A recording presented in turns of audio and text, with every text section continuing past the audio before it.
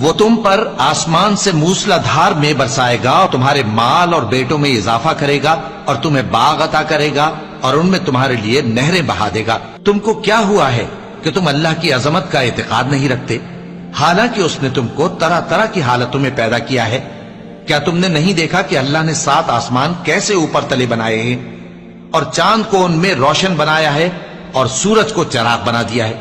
اور اللہ ہی نے تم کو زمین سے ایک خاص طرح سے پیدا کیا ہے، پھر اسی میں تمہیں وہ لوٹا دے گا اور اسی سے تم کو نکال کھڑا کرے گا۔ اور اللہ ہی نے زمین کو تمہارے لیے فرش بنایا تاکہ اس کے بڑے بڑے کشادہ رستوں میں چلو پھرو۔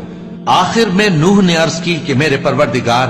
یہ لوگ میرے کہنے پر نہیں چلے اور ایسوں کے تابع ہوئے ہیں جن کو ان کے مال اور اولاد نے نقصان کے سوا کچھ فائدہ نہ دیا،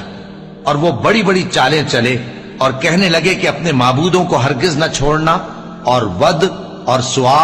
اور یغوث اور یعوق اور نصر کو کبھی نہ چھوڑنا۔